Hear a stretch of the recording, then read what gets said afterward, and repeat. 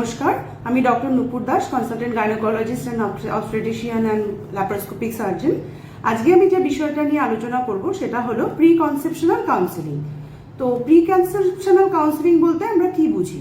Pre conceptional counselling মানে হলো আমরা প্রেগনেন্সি নেওয়ার আগে আমাদের কি করা উচিত এবং কি করা উচিত নয় সেইগুলো নিয়ে একটা বিস্তারিত আলোচনা। তো আমাদের দেশে ম্যাক্সিমাম লোকজনই প্রেগনেন্সিটা থাকে হচ্ছে আনপ্ল্যান্ড।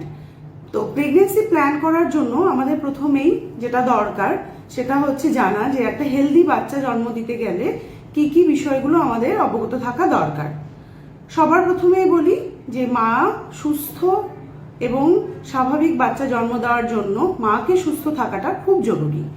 তো হেলদি মা হলেই একমাত্র হেলদি বেবি জন্ম হতে পারে। তো মাকে হেলদি থাকতে গেলে কি কি করতে হবে? প্রথমেই আসি নিউট্রিশনের ব্যাপারে। উপযুক্ত পরিমাণে প্রোটিন, কার্বোহাইড্রেট, ফ্যাট এইগুলোর ব্যালেন্স ডায়েট খেতে হবে।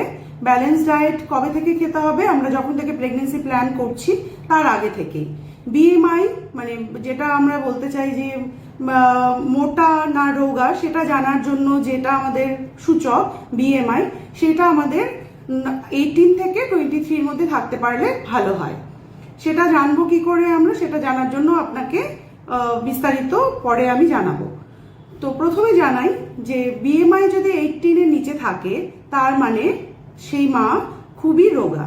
তো তাকে উপযুক্ত পরিমাণে বেশি পরিমাণে একটু প্রোটিন যুক্ত খাবার, একটু হেলদি ফ্যাট যুক্ত খাবার বেশি পরিমাণে খেতে হবে যাতে তার ওজনটা একটু বেড়ে যেতে পারে।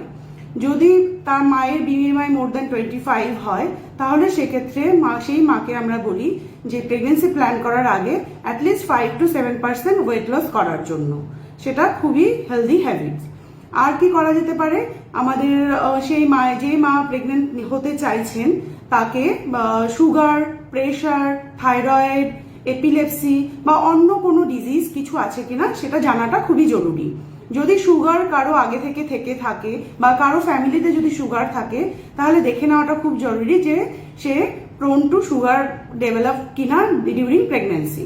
যদি আগে থেকে কারো সুগার থেকে থাকে তাহলে সেটা সুগার লেভেলটা সব কন্ট্রোল করতে হবে। কন্ট্রোল করার পরই একমাত্র প্রেগনেন্সি নেওয়া উচিত। যদি কারো এপিলেপসি মানে সিজার ডিসঅর্ডার, যদি কনভালশন হয় মানে খিঁচুনি রোগ যদি কারো থাকে তাহলে আমাদের দেখতে হবে যাতে সেই খিঁচুনি রোগটা কন্ট্রোলেবল থাকে। যে মেডিসিনগুলো খাচ্ছিলেন যতটা মিনিমাম পরিমাণে মেডিসিন খাওয়া যেতে পারে সেই মেডিসিনগুলো খেয়ে তারপরেই একমাত্র প্রেগনেন্সি নেওয়া উচিত। যদি আনকন্ট্রোলড এপিলেপসি থাকে, যদি আনকন্ট্রোলড সিজার ডিসঅর্ডার মানে খিঁচুনি যদি আনকন্ট্রোলড থাকে সেক্ষেত্রে কিন্তু প্রেগনেন্সি প্ল্যান না করাই ভালো। আরেকটা জিনিস হচ্ছে থাইরয়েড। অনেকেই আমরা জানি যে থাইরয়েড বেশি হলে প্রেগনেন্সি লস হতে পারে, কিন্তু এটাও জেনে রাখা ভালো যদি কারো আগে থেকেই থাইরয়েড ধরে নেওয়া হয় যে থাইরয়েড হয়েছে, সে যদি মেডিসিন দিয়ে কন্ট্রোল করে রাখে তাহলে কিন্তু কোনো রকম প্রেগনেন্সি লসের সম্ভাবনা থাকে না এই থাইরয়েড ওষুধ খাওয়ার নিয়ে। থাইরয়েড এটাও মনে রাখতে হবে, অনেকের ধারণা আছে যে আমি প্রেগনেন্ট হয়ে গেছি এখন আমি থাইরয়েডের ওষুধ বন্ধ করে দেবো। সেটা কিন্তু একদমই করা যাবে না, কেননা প্রথম 20 সপ্তাহ বাচ্চা থাইরয়েডের যে মেডিসিনটা পাবে মানে থাইরয়েড হরমোনটা যেটা বাচ্চার দরকার সেটা কিন্তু মায়ের থেকেই পাবে। তো যে মা অলরেডি থাইরয়েডের ওষুধ খাচ্ছে তার রিকোয়ারমেন্ট, তার প্রয়োজন বাড়তে পারে প্রেগনেন্সিতে, কিন্তু কমবে না। তো আমাদের এটা মাথায় রাখতে হবে যে যদি আমরা আগে থেকে থাইরয়েডের ওষুধ কোনো মা খেয়ে থাকে তাহলে সে যেন সেটা কন্টিনিউ করে এবং ফার্স্ট ট্রাইমেস্টার প্রেগনেন্সিতে সেটা আমি পরে জানিয়ে নেব, আবার রিপিট করতে হবে টেস্ট। যদি কারো কোনো ভ্যাকসিন নেওয়া না থাকে, যেমন রুবেলা ভ্যাকসিন একটা ইম্পর্টেন্ট ভ্যাকসিন প্রেগনেন্সি আসার আগে, কেননা অনেক সময় ফার্স্ট প্রেগনেন্সি দেখা গেছে যে প্রেগনেন্সি যে লস হয় বা অ্যাবর্শন যেটা হয় অনেক, সেটার এক কারণ হচ্ছে রুবেলা ভাইরাস। তো যেটা আমাদের প্রিভেন্ট করা যেতে পারে যে কারো যদি রুবেলা ভ্যাকসিন নেওয়া থাকে তাহলে সে প্রেগনেন্সিতে আর রুবেলা ভাইরাসের দরুন প্রেগনেন্সি লস হওয়ার কোনো চান্স থাকবে না। আরেকটা জিনিস জেনে রাখা ভালো, সেটা হচ্ছে ব্লাড গ্রুপ।